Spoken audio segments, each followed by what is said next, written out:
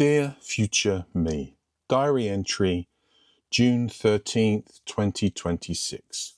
This week I'm reflecting on my recent festival experience. But before we dive in, I want to set out what I'm looking at. So when I started off with music, my main focus was on playing the instrument, and I kind of neglected some of the other elements.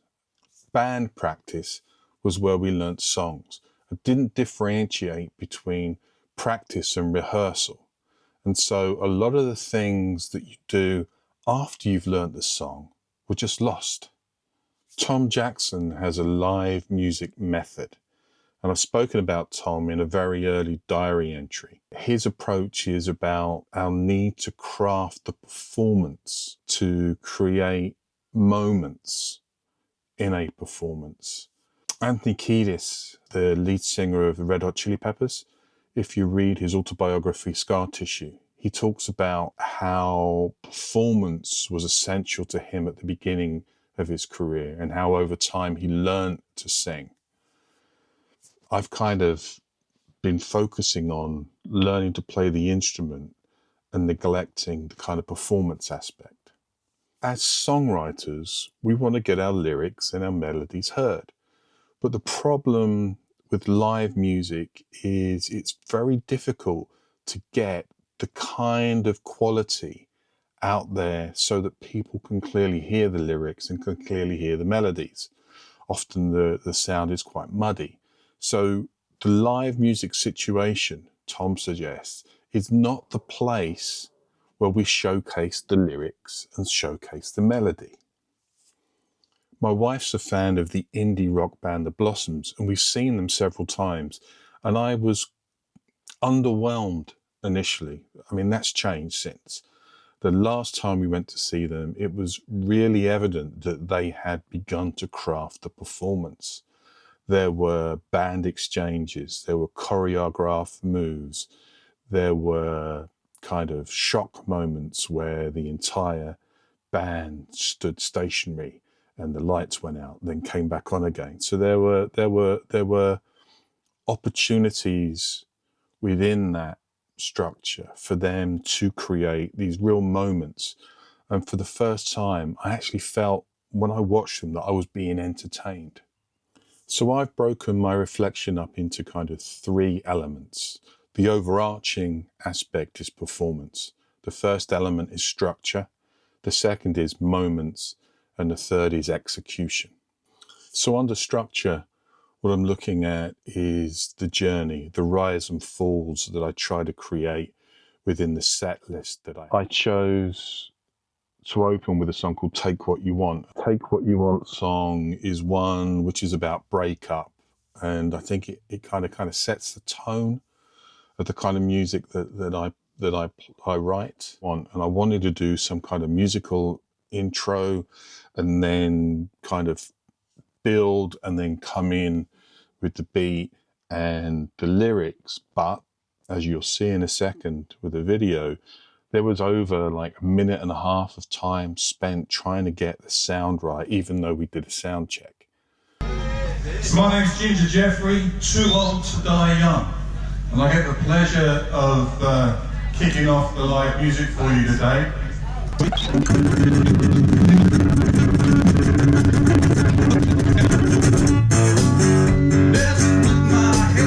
Another element under structure is the transitions between each song. I had some problems with that. I don't think I spent enough time really clearly thinking about what I wanted to say between each song.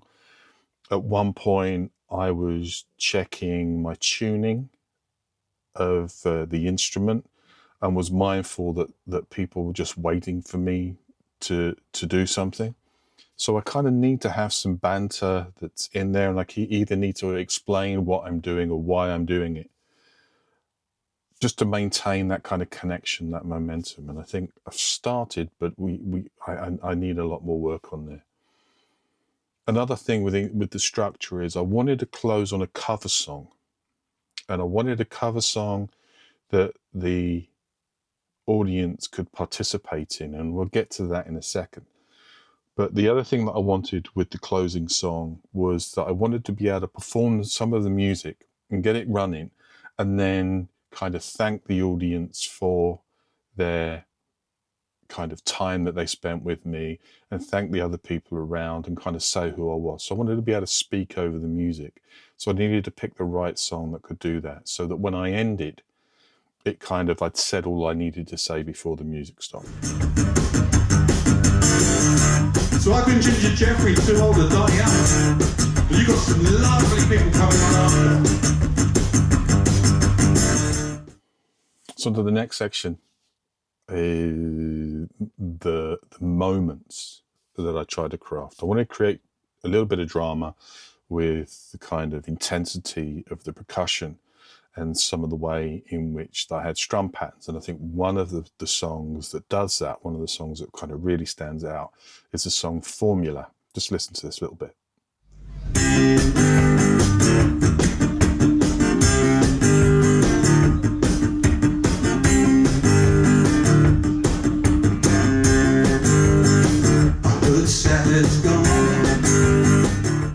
The other thing is about connections, and I kind of mentioned that under structure, where I wanted to engage with people in between each of the songs. I'm mindful that I'm not particularly expressive. I'm quite stern looking. I have this kind of terrible resting bitch face, which is more to do with the fact that I'm concentrating on 3 or 4 different things at the same time. And maybe that's a lack of experience. But I also think that I need to remind myself how much fun I'm having on my face. Explaining the origins of songs, I always thought was important, and I've had several people say to me, get on, play the song and don't explain it. But I've had some really good feedback. Here's some examples. People are actually saying they really like the idea of me explaining where a song come from. So I'm kind of glad that's reinforced my own opinion of that. I do think it's important, but I think there's a fine balance between whittering on about a song and just giving the outline of what's needed. New music isn't to everybody's taste, and some people like to hear the old familiar. Now, what I try and do, again, to create contrast, is to have several cover songs scattered in amongst my original music, kind of like payoffs to the audience. Thank you for listening. Now here's a song that you'll know. And I think I've been experimenting with different songs. This time, what I've tried to do is to pick cover songs which enabled me to interact with the audience, that they could do a call and return, or that they could clap along to. And I think that's a real positive, so I'm quite happy about that. So under the third heading, execution, which I suppose we could also call this, how well did I play? The first thing was the kind of managing the transitions, which I've mentioned in one of the previous sections.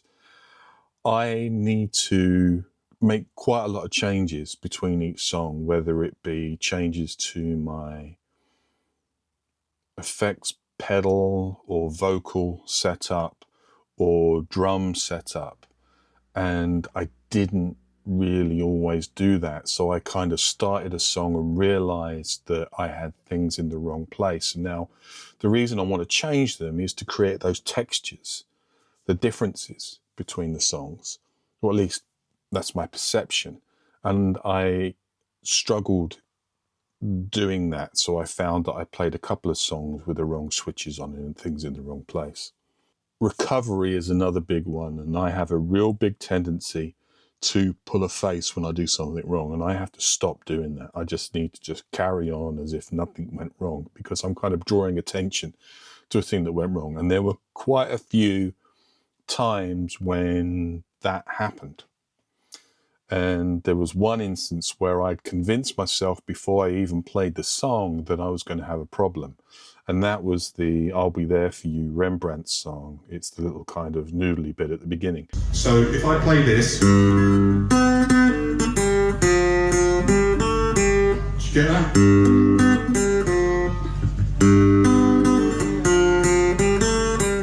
I play play that inside and out all the time with not a problem. And I've played it at many other venues and many other venues live.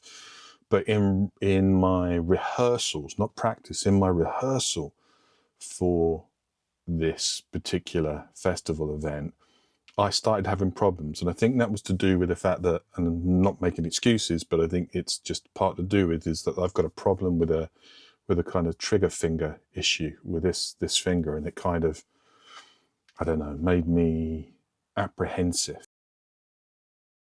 In terms of some limitations that are there, I really need to work on the kind of percussion and the beat and the offbeat, and being able to play guitar and strum a pattern that's different from the foot pattern. I did mention a little bit earlier about playing a song that had no percussion, and I just played the guitar on its own, and that in some ways was to try and break up any sense of a kind of consistent standard beat, the same thing for each song. So I was aware of that, but that does need working on. The overall sound I was really pleased with, although when you're on the stage and you're playing and you kind of monitor wedges, you don't really hear what the mix is. And so you come away not really certain. Now, when I've sat down and I had to go through and edit, and I had 4 cameras with all sound on, and Badger was brilliant and gave me a copy of the recording as well that I came away with, I was quite surprised how each camera picked up different elements, and I've kind of mashed that together. And that's what you hear in last week's video, is sound that's been gathered from a variety of areas. So if that's what it sounded like outside the front, brilliant. If it didn't, I've got some work to do. So I'm going to leave that there now. Again, thank you if you stuck with me and you've gone all the way through this. Brilliant, thank you. It's really helpful. Again, to remind you, the reason I'm doing these videos is because there are a number of you out there that are watching what I'm doing, and that is giving me motivation to carry on and not to procrastinate. I spent many a year wanting to do what I'm doing now, full time. And to be really honest with you, the fear of failure can stop me from going forward. And now I know that I've got people watching over my shoulder. I've just got to get on. I've got to put, my big boy pants on, and I've got to go on and do it.